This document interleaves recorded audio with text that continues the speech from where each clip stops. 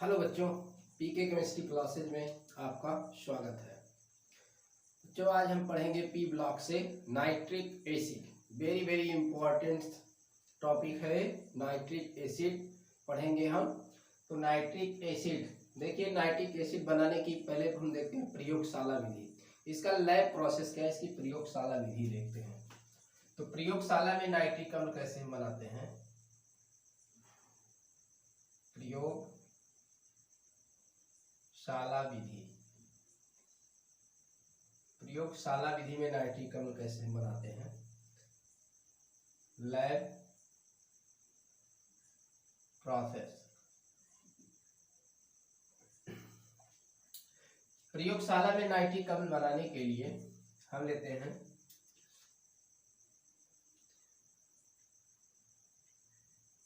Sodium nitrate और plus हम लेते हैं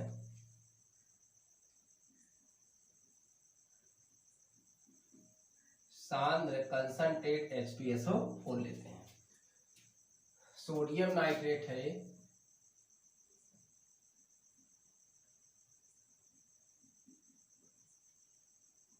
सोडियम नाइट्रेट या इसी को कहते हैं हम चिली साल्ट पीटर कहते हैं। क्या कहते हैं, चिली साल्ट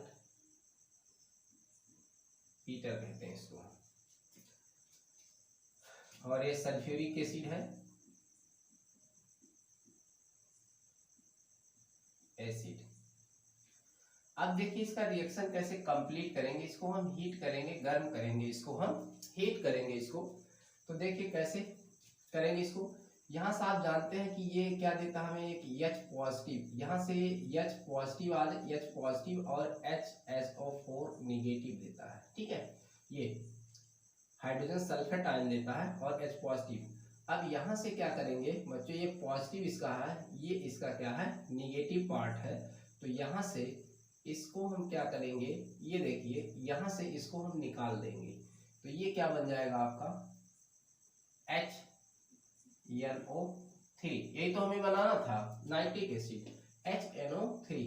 बाकी क्या है, जो यहाँ से H पॉजिटिव एक हट रहा है, ये इस सोडियम को हम ले जाकर यहाँ पर लिख देते हैं, यहाँ पर लिख देते हैं। तो यहाँ पर लिख देंगे तो क्या हो जाएगा, NaHSO4 बन जाएगा। तो ये आपका बन गया यहाँ पर क्या, ये नाइट्रिक अम्ल बन गया, ये नाइट्रिक अम्ल बन गया। और ये आपका क्या बन गया, sodium hydrogen sulphate, sodium hydrogen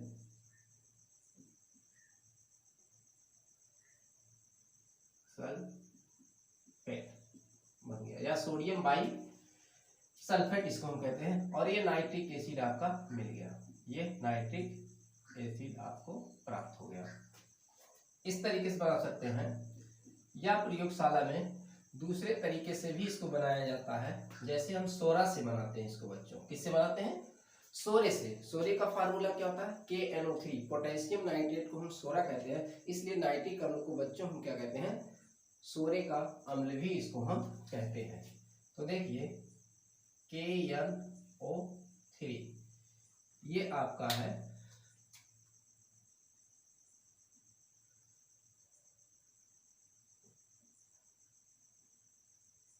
potassium nitrate, या इसको हम कहते हैं सोरा। इसका व्यापारिक नाम जो है, ट्रेड नाम सोरा ही है, इसको हम कहते हैं। और प्लस लेते हैं क्या, H2SO4 कंसंट्रेट H2। वही चीज यहाँ फिर ये देगा H पॉजिटिव और प्लस क्या होगा, HSO4 निगेटिव। ठीक है, इसको हमने इस तरीके से लिख लिया। तो ये आपका देखिए यहाँ से बन गया क्या, आपका यहाँ से बन गया, ये हीट करेंगे इसको, ये बन गया आपका नाइट्रिक अम्ल बन गया। और क्या बन गया, KHSO4। तो ये K आपका यहाँ पर चला जाएगा, मतलब ये K जो है ले जाकर आप यहाँ पर लिख दीजिए। तो ये KHSO4 यानी कि ये potassium hydrogen sulphate, potassium hydrogen sulphate, ये बन गया आपका, और ये नाइट्रिक एसिड, ठीक, नाइट्रिक एसिड। तो ये आपका नाइट्रिक एसिड बन गया। तो इसको हम कहते हैं क्या, इसको हम सोरे से बना रहे हैं, और इसको हम कहते हैं साल्ट पीटर भी इसको कहा जाता है, इसको साल्ट पीटर भी या इंडियन साल्ट पीटर भी कहते हैं इसको इंडियन साल्ट पीटर भी कहा जाता है। क्योंकि हम सोरे से बना रहे नाइट्रिक अम्ल, इसलिए इसको हम कहते हैं सोरे का अम्ल कहते हैं, इसको हम सोरे का अम्ल भी हम कहते हैं। किसको कहते हैं, इस नाइट्रिक एसिड को हम क्या कहते हैं, सोरे का अम्ल भी इसको हम कहते हैं। यह प्राचीन नाम इसका है, एक प्राचीन नाम, इसी का प्राचीन नाम क्या है, इसको हम कहते थे प्राचीन नाम में नाइट्रिक अम्ल को एक्वाफोर्टिस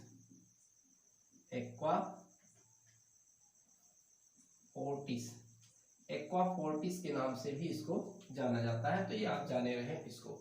तो ये प्रयोगशाला में इस तरीके से नाइट्रिक अम्ल को हम बनाते हैं बच्चों, ठीक है।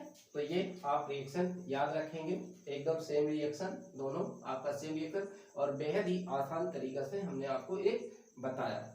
इसको नोट करें और फिर हम बनाते हैं औद्योगिक विधि से बनाते हैं।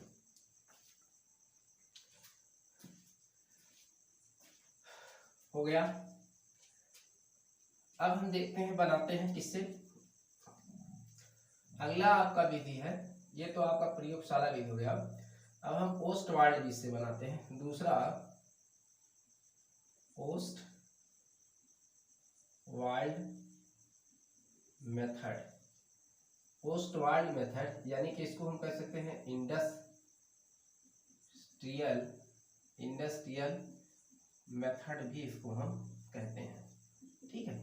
तो इंडस्ट्रियल विधि में कैसे हम ओस्टवाल्ड विधि से बनाते हैं नाइट्रिक अम्ल। तो ओस्टवाल्ड विधि से नाइट्रिक अम्ल बनाने के लिए क्या करते हैं बच्चों, हम यहाँ पर हम क्या करते हैं, पहले हम जो है अमोनिया को NH3 अमोनिया को ऑक्सीजन यानी कि वायुमंडलीय जो ऑक्सीजन होता है इसको लेते हैं और इसको हीट किया जाता है। प्लैटिनम उत्प्रेरक होता है यहाँ पर, और इसको हीट करते हैं 800 डिग्री सेल्सियस टेम्परेचर पर, इसको हीट किया जाता है। तो ये बनाता क्या है, नाइट्रिक ऑक्साइड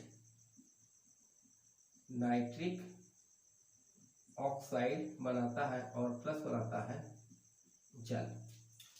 इसको बच्चों हम बैलेंस कर लेते हैं। तो यहाँ इसको बैलेंस करने के लिए हमें कितना लेना होगा, यहाँ इसको 4, यहाँ हम 4 लेंगे इसको, और यहाँ इसको लेंगे 5, ठीक है। तो ये बन जाएगा 4 है हमने लिया, 4 ये भी बन जाएगा, और यहाँ हाइड्रोजन आपका 12 हो गया है, 4 3 जा 12। तो यहाँ आपका क्या हो जाएगा, यहाँ आपका बन जाएगा 6H2O, 6 तभी तो 12 होगा हाइड्रोजन, तो ये बन जाएगा यहाँ ये नाइट्रिक ऑक्साइड। ये पहला आपका रिएक्शन होगा। और एक कैटालिस्ट चैम्बर में होता है, कहाँ होता है, इन कैटालिस्ट चैम्बर। तो कैटालिस्ट चैम्बर में रिएक्शन होता है, नाइट्रिक ऑक्साइड जो है आपकी बनती है। फिर आपका क्या होता है, ये स्टेप 1 में होता है, मतलब 3 स्टेप में रिएक्शन चलता है। स्टेप 1 का रिएक्शन है। तो स्टेप 2 में क्या होता है बच्चों, स्टेप 2 में आपका जो रिएक्शन होगा ये इन कैटालिस्ट चैम्बर में होता है, और दूसरा जो आपका होता है ऑक्सीडेशन टावर में इसका रिएक्शन होता है। तो ये नाइट्रिक ऑक्साइड जो आपका बना है और एक ऑक्सीजन ये जुड़कर बना लेते हैं क्या, यहाँ पर ये NO2 बना लेते हैं। इसको बैलेंस करने के लिए बच्चों ये 2 आप यहाँ पर लेंगे और ये 2NO2, तो बन जाता है नाइट्रोजन डाइऑक्साइड। तो ये नाइट्रोजन डाइऑक्साइड आपका बन गया। अब इस नाइट्रोजन ये कहाँ होता है, ये इन ऑक्सीडिसिंग टावर में होता है। ऑक्सीडिसिंग टावर होता है, उसी में रिएक्शन होता है बच्चों। स्टेप 3 में देखते हैं, स्टेप 3 में ये रिएक्शन कैसे होता है, इसमें पानी मिलाते हैं, जो आपका NO2 होता है, इसमें क्या मिलाते हैं, जल मिलाते हैं।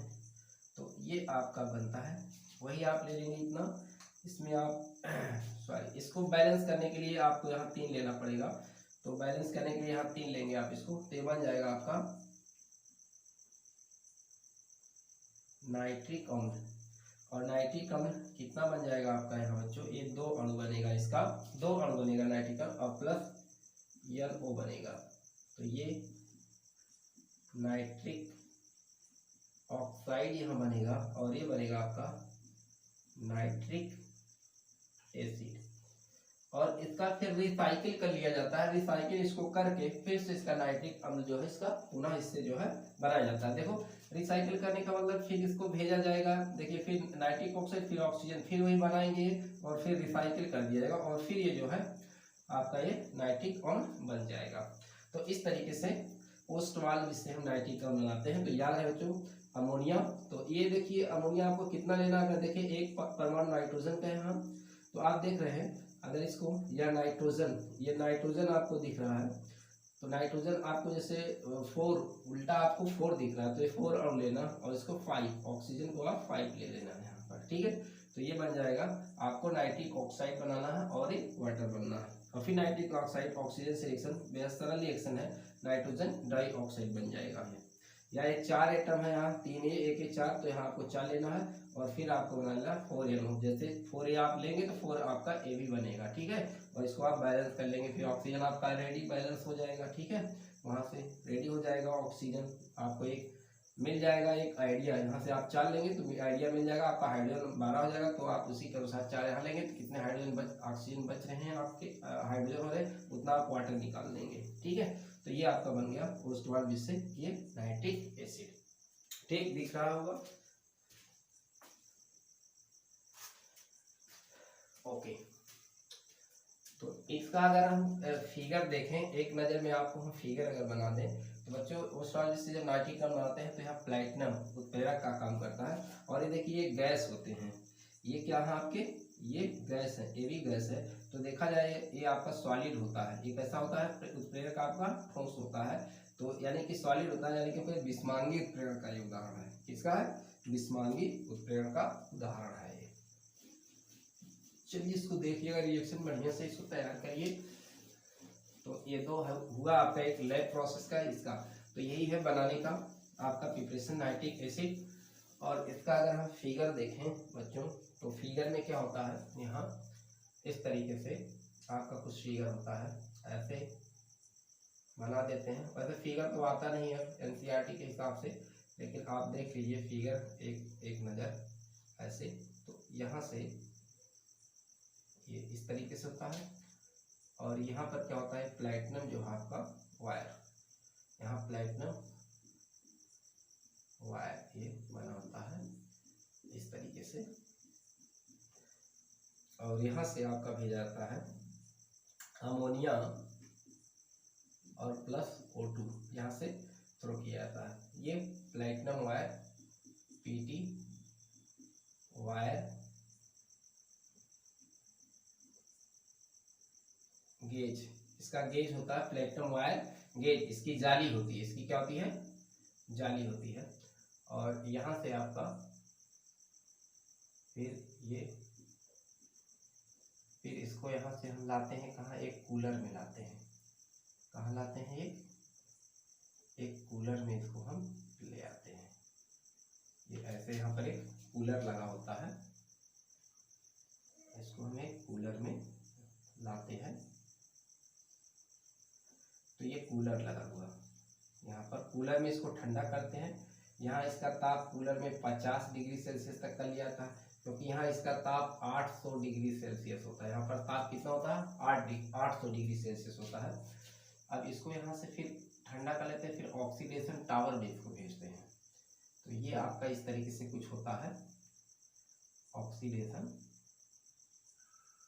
टावर, यहाँ से इसको ऑक्सीडेशन टावर में यहाँ से इसको नीचे की तरफ से हम यहाँ भेजते हैं यहाँ पर। और इसको देखिए आप यहाँ से बंद कर दीजिए, कवर कर दीजिए। तो यहाँ से फिर इस गैस को यहाँ आपका रिएक्शन करता है, ये आपका कैटालिस्ट चेम्बर है, कैटालिस्ट चैम्बर है। ये कूलर आपका हो गया। और यहाँ से फिर एक आपका इस तरीके से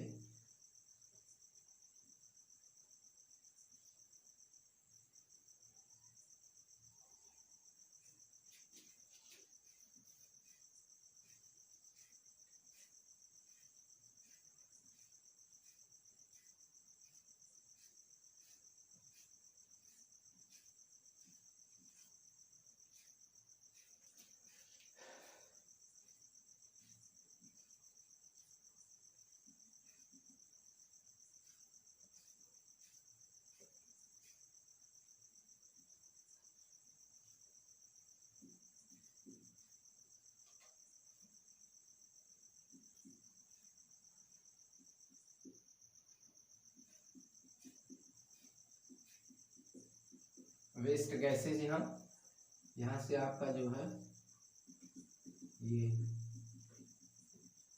नाइट्रिक एसिड यहाँ बनेगा।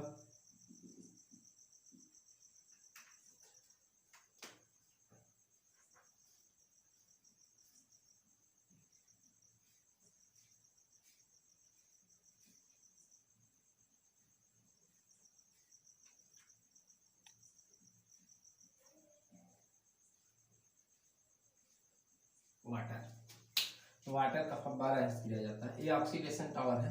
यहाँ से ऑक्सीडेशन टावर में यहाँ आ रहे हैं कौन सी गैसें, यहाँ से आपका NO गैस आ रहा है और प्लस क्या आ रहा है ऑक्सीजन। ये रिएक्शन करके बना लेते हैं NO2 gas, nitrogen dioxide gas बनती है इसमें। ये है ऑक्सीडेशन टावर। यहाँ पर ये गैस आपकी यहाँ से देखिए, यहाँ से कौन सी फिर से देखिए एक बार, यहाँ से आपका कौन सा रिएक्शन अभी हमने बताया था, यहाँ से आपका रिएक्शन क्या होता है, यही नाइट्रोजन अमोनिया और ऑक्सीजन मिलकर क्या बनाते हैं NO। अभी बैलेंस रिएक्शन हमने पीछे दिया था। ये आपका 4, यहाँ पर 4 और यहाँ पर 5 और ये आपका बन जाता है यहाँ 4 NO और प्लस जो है बन जाता है 6H2O बन जाता है। ठीक, ये वाला रिएक्शन कहाँ होगा, इस चैम्बर में होगा, आपका कैटालिस्ट चैम्बर में ये वाला आपका रिएक्शन होगा। इसको आप दिखाएं catalyst chamber 800 degree Celsius platinum उत्प्रेरक की उपस्थिति में, 800 डिग्री सेल्सियस प्लेटिनम उत्प्रेरक की उपस्थिति में ये जो आपका रिएक्शन यहाँ पर होगा। ऑक्सीडेशन टावर में आपका ये रिएक्शन होगा। देखिए ये वाला रिएक्शन आपका यहाँ पर होगा, यानी कि इस वाले में कौन सा रिएक्शन आपका चलने वाला है, NO और O2 मिलकर क्या बनाएंगे 2NO2। अब यहाँ से ये आपकी गैस यहाँ से जा रही है, NO2 गैस जा रही है यहाँ अंदर, तो यहाँ ऊपर से पानी गिरेगा फव्वारा इसका और NO2 गैस जाएगी, तो ये रिएक्शन करके क्या बना लेगी, तीसरे स्टेप वाला रिएक्शन आपका यही NO2 3 और प्लस क्या है जल, ये मिलकर बना लेता है क्या आपका HNO3 बना लेता है और प्लस क्या बनाता है NO। ठीक, तो ये आपका ये नाइट्रिक अम्ल जो है बन गया इसमें, तो ये नाइट्रिक अम्ल यहाँ पर बन गया। ये आपका क्या है एब्जॉर्प्शन टावर, एब्जॉर्प्शन टावर। ठीक, तो एब्जॉर्प्शन टावर में ऊपर की तरफ से पानी गिरता है, नीचे से गैस आती है, एक गैस क्या होती है पानी में घुल जाती है और ये नाइट्रिक अम्ल बना लेती है। ऐसा रिएक्शन इसमें आपका चलेगा जो तीसरा वाला रिएक्शन बताया था, और ये ऑक्सीडेशन टावर में ये वाला रिएक्शन होगा। तो याद रहे ये वाला फिगर किस तरीके से आपका यहाँ बनेगा। ठीक, ओके, चलिए देखते हैं। अब सुन लीजिए फिजिकल प्रॉपर्टी में क्या है, नाइट्रिक अम्ल जो है आपका एक रंगहीन क्या है, एक रंगहीन द्रव होता है, रंगहीन द्रव होता है, या जल में सभी अनुपात में क्या होता है सॉल्यूबल होता है, उसमें विलेय होता है। और इसमें जो है अगर पानी में इसको डालोगे तो ये अम्लीय नेचर का, तो चूंकि ये अम्ल है H पॉजिटिव, अगर पानी में डालोगे तो क्या देगा H पॉजिटिव देगा। तो इसका हम रिएक्शन देखते हैं, तो इसका जल के साथ रिएक्शन देखते हैं पहले हम। तो रिएक्शन विथ वाटर, वाटर के साथ इसका रिएक्शन क्या होगा, तो नाइट्रिक अम्ल आप जानते हो, नाइट्रिक अम्ल को आप पानी में डालोगे तो क्या देगा ये H पॉजिटिव NO3 निगेटिव, तो ये आपका बना लेगा क्या यहाँ पर HNO H3O पॉजिटिव, यानी कि H पॉजिटिव इसके साथ चला जाएगा, तो ये बन जाएगा हाइड्रोनियम आयन और प्लस क्या बन जाएगा नाइट्रेट। तो ये बन गया नाइट्रेट और प्लस ये हाइड्रोनियम आयन। ठीक, ये बन गया इसका रिएक्शन। चलो हम कुछ धातुओं के साथ भी यहाँ पर रिएक्शन देखते हैं, कुछ धातुओं के साथ और कुछ अधातुओं के साथ। पहले हम देखते हैं अधातुओं के साथ रिएक्शन। तो रिएक्शन विथ दूसरा, ये बहुत ही इंपॉर्टेंट है, रिएक्शन विथ नॉन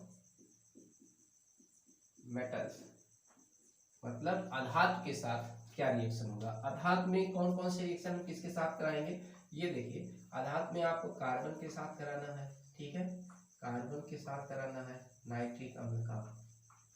एक तो आपका सल्फर के साथ कराना है, ठीक है, सल्फर के साथ आप कराएंगे यहाँ पर। एक आप जो है फास्फोरस के साथ यहाँ, ये बहुत ही इंपॉर्टेंट रिएक्शन है, यहाँ से आप देखिए बहुत ही इंपॉर्टेंट रिएक्शन है। और एक आप आयोडीन के साथ रिएक्शन जो है कराएंगे। चलिए अब देखिए रिएक्शन कैसे कंप्लीट होगा, हम बता रहे हैं। ये देखिए C मीन्स क्या होता है, 4। C से कहिए आप 4, या आप जानते हैं कि इसके बाह्यतम कोश में कितने इलेक्ट्रॉन होते हैं, कार्बन के 4 होते हैं। तो यहाँ इसको आप ले लीजिएगा 4, ठीक है, या इसको 4, C से कहिए 4 तो यहाँ 4 लिख देना। S से कहिएगा 6, यहाँ आप 6 लिख लीजिएगा। P से कहिएगा 5, यानी कि P से 5 कहिएगा, यहाँ आप 5 लिख दीजिएगा, ठीक है। और आयोडीन से आप क्या कहिएगा, आयोडीन, इस तरीके से लिखिएगा। तो यहाँ देखिए आयो यानी कि IO से क्या मिलकर बन रहा, IO से मिलकर बन रहा, आपको 10 जैसा दिख रहा है। ये इतना कैसा दिख रहा है आपका, 10 मीन्स क्या, ये 10 आपको दिख रहा है। तो यहाँ आप इसको ले लीजिएगा, 10 लिख लीजिएगा, ठीक है। या तो इसके बाहरी कोश में 4 इलेक्ट्रॉन होते हैं, ऐसा लिख दिया। इसके बाहरी कोश में सल्फर के 6 इलेक्ट्रॉन होते हैं, आप यहाँ 6 लिख दिया। फास्फोरस की बाहरी कोश में 5 इलेक्ट्रॉन होते हैं, 5 यहाँ लिख दिएगा। आयोडीन के बाहरी कोश में 10 नहीं होते हैं, 7 होते हैं। तो यहाँ आपको ये सेंस लगाना होगा IO से आपको क्या बनेगा, 10 बनेगा, यहाँ आपको 10 लेना पड़ेगा। या C से 4 कर लीजिएगा, या से 6 कर लीजिएगा, P से 5 कर लीजिएगा, यानी P से 5 यानी कि P से 5 कर लीजिएगा। आयोडो बने 10, आयो से आयोडो बने, यहाँ से 10 कर लीजिएगा यहाँ से, ठीक है। अब हम आपको बताते हैं क्या कैसे आपको रिएक्शन ये दिखाना है। जब देखिए आपका ये सांद्र नाइट्रिक अम्ल के साथ क्रिया होगा HNO3 का, जब ये सांद्र नाइट्रिक अम्ल के साथ क्रिया होगा तो सांद्र नाइट्रिक अम्ल क्या बनाता है, NO2 नाइट्रोजन डाइऑक्साइड बनाता है। और आपका क्या बनता है, यहाँ पर जल बनता है और प्लस नवजात ऑक्सीजन। तो ये सब सांद्र के साथ क्रिया हो रहा है, कंसंट्रेट के साथ ये सब रिएक्शन हो रहा है, कंसंट्रेट के साथ रिएक्शन हो रहा है। तो आपको अब मालूम हो गया होगा, जब हम कंसंट्रेट के साथ रिएक्शन करा रहे हैं तो कौन सी गैस बनानी है, वही भूरे रंग की गैस है ना, लाल भूरे रंग की जो है ये गैस जो है यहाँ पर बनेगी, नाइट्रोजन डाइऑक्साइड। बस इतना आपको याद रखना है यहाँ पर। फिर से आप देखिए, जल्दबाजी नहीं है, आपको क्या करना है, ये जो नाइट्रिक अम्ल है आपका, ये नाइट्रिक अम्ल आपका क्या बनाता है, कंसंट्रेट नाइट्रिक अम्ल नाइट्रोजन डाइऑक्साइड बनाता है और जल और नवजात ऑक्सीजन बनाता है। ये आप इसको ध्यान दें, जब कंसंट्रेट से कराएंगे तो ये आपका रिएक्शन होने वाला है यहाँ पर इस तरीके से कंसंट्रेट से, ठीक है। कंसंट्रेट से कराएंगे नाइट्रोजन डाइऑक्साइड बनता ही बनता है। अब देखिए इसका रिएक्शन कंप्लीट करोगे कैसे। अब मैंने बताया नाइट्रोजन डाइऑक्साइड, अब जितना ये आपका बचा हुआ है ये कार्बन चेंज हो जाएगा, कार्बन है, याद करना, कार्बन कार्बन डाइऑक्साइड में चेंज होगा, सल्फर सल्फ्यूरिक अम्ल में, और फास्फोरस फास्फोरिक अम्ल में, आयोडीन आयोडिक अम्ल में चेंज होता है, ऐसे याद करना। तो ये कार्बन डाइऑक्साइड में चेंज हो गया। अब मैंने कहा जितना नाइट्रिक अम्ल लिया है उतने ही नंबर में आपको निकालना है NO2। अब बचा है आपका 4 हाइड्रोजन, तो क्या बनेगा जानते हो, 2H2O बनेगा। 4 हाइड्रोजन से कितना H2 बनेंगे, 2H2O बनेंगे, ठीक है। 4 हाइड्रोजन से कितने H2O बन सकते हैं, 2H2O से बन सकते हैं। तो ये आपका बैलेंस रिएक्शन हो गया। 6 है। अब मैंने कहा सल्फर से क्या बनेगा आपका, सल्फ्यूरिक अम्ल, तो सल्फ्यूरिक अम्ल बना दीजिए। फिर मैंने कहा जितनी संख्या में आप लिए उतनी संख्या में आपको नाइट्रोजन डाइऑक्साइड आपको निकालना है, तो 6NO2 निकालना है। और फिर कितने हाइड्रोजन है 6, तो 6 से कितने जल बन सकते हैं 3H2 बन सकते हैं। फास्फोरस है तो फास्फोरस किस में चेंज होगा, फास्फोरिक अम्ल में चेंज होगा, ठीक है, इसमें चेंज होगा। अब फिर कहा जितना आपने लिया है उतना ही आप क्या करेंगे, इसको निकाल देंगे। तो अब 3 हाइड्रोजन हो गया तो एक ही 2 बचा है, तो यानी कि 2 से 1 H2O आपका बनेगा।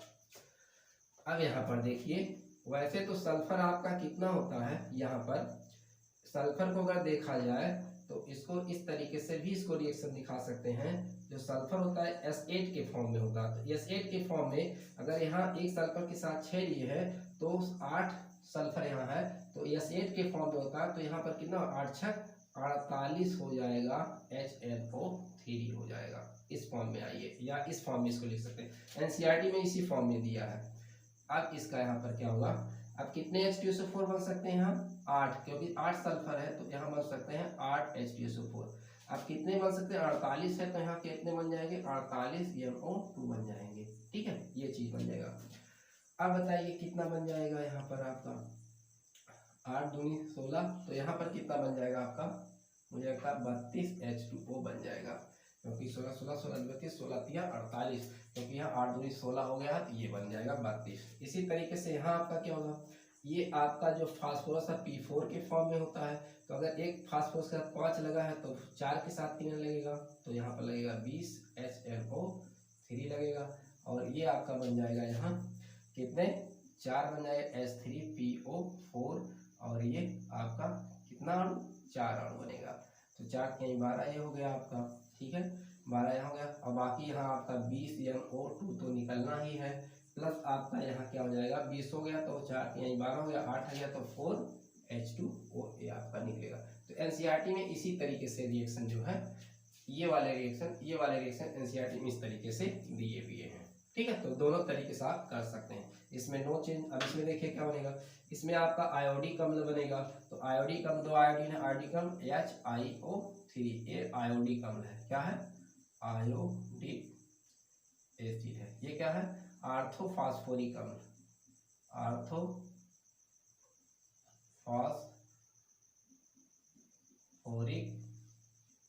एसिड है, ठीक है, सल्फ्यूरिक एसिड ध्यान है, कार्बन डाइऑक्साइड, ये आयोडिक अम्ल, और प्लस कितना लिया 10 लिया गया तो 10NO2 यहाँ पर बनेगा आपका, और प्लस कितना 10 हो गया, तो 2 हाइड्रोजन है तो कितना बचा है 8 हाइड्रोजन बचा है, तो कितना बन जाएगा 4H2O बन जाएगा, ये इसका रिएक्शन कंप्लीट हो गया। तो इसको आप बढ़िया से इसको नोट कर लेंगे, ये बेहद ही क्या है इम्पोर्टेंट जो है रिएक्शन है। अब कुछ हम धातुओं के साथ रिएक्शन देखते हैं, धातु के साथ, इसको तो आप लिख लेंगे, मैं आपको तरीका बता दिया, C से 4 लेंगे, S से 6 लेंगे, और सल्फर 6 कहेंगे, तो यहाँ आप इसको जो है सल्फर से 6 लेंगे, फास्फोरस 5 होता है 5 लेंगे, ठीक, इस तरीके से आयोडो से 10 आप करके इसको लेंगे, और क्या निकलना है नाइट्रोजन डाइऑक्साइड, जितनी संख्या में आप लेंगे उतनी संख्या में नाइट्रोजन डाइऑक्साइड आपका निकलेगा यहाँ पर।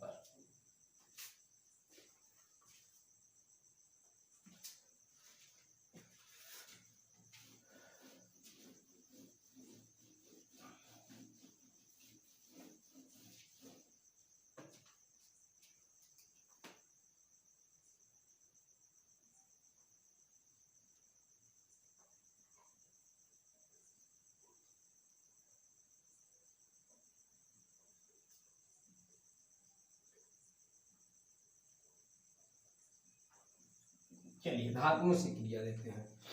धातु में जैसे हम देख लेते हैं कॉपर से, पहले कॉपर से आप देखेंगे और यहाँ आप लेंगे HNO3, ठीक है, तो यहाँ पर इनका 1 और 4 का अनुपात होता है, कितना 1 और 4 का अनुपात, तो यहाँ आप इसको ले लेंगे 4 ले लेंगे, तो आपका ये क्या बन जाएगा, तो एक तो आपका बन जाएगा यहाँ पर कॉपर नाइट्रेट, तो ये बन जाएगा कॉपर, क्योंकि कॉपर पर आप डबल यहाँ आप इसको दिखा सकते हैं, है तो नहीं यहाँ लेकिन डबल वाला ये बनाएगा, ठीक है, तो CuNO3 का होल, और प्लस क्या आपका बन जाएगा, मैंने कहा ये कंसंट्रेट से आप करा रहे हो, 1:4 का होगा, ये कंसंट्रेट से आप करा रहे हो, तो क्या बनेगा NO2 बनेगा, डबल का बनेगा, चूंकि यहाँ 2 हो गया तो 2 और बाकी है, हाँ, और कितने जल बन जाएंगे 2H2O बन जाएंगे। तो ये रिएक्शन क्या है आपका इम्पोर्टेंट है कॉपर नाइट्रेट के साथ, ठीक है, ये कंसंट्रेट के साथ है। इसी तरीके से आपका कॉपर के साथ हो गया, इसी तरीके से जिंक के साथ सेम होगा, सेम रिएक्शन जिंक के साथ 4HNO3, तो यहाँ बनेगा आपका जिंक नाइट्रेट और 2NO2 और प्लस 2H2O, सेम रिएक्शन, दोनों का रिएक्शन एकदम सेम है, वही 1:4 के अनुपात में और एक कंसंट्रेट के साथ यहाँ पर रिएक्शन। तो ये धातुओं के साथ जो है ये इसका रिएक्शन हुआ।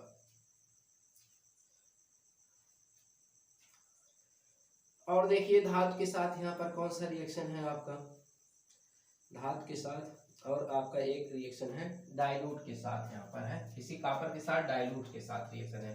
तो कॉपर का यहाँ पर HNO3 जो आप लेंगे डाइल्यूट, अब डाइल्यूट के साथ अगर लेंगे आप तन के साथ लेंगे, तन के साथ अगर कराएंगे फिर या तब भी यही चीज बनेगा, नाइट्रेट ही बनेगा, copper nitrate, copper nitrate, copper nitrate या क्यूप्रिक नाइट्रेट, क्यूप्रिक नाइट्रेट इसको आप कह सकते हैं, जिंक नाइट्रेट, ठीक है, इस तरीके से इसको कहेंगे, नाम लिख लेगा ये जिंक नाइट्रेट, ये क्या है कॉपर नाइट्रेट या क्यूप्रिक नाइट्रेट, ठीक, ये बनेगा। डाइल्यूट के साथ, अगर डाइल्यूट के साथ देखिए H आपका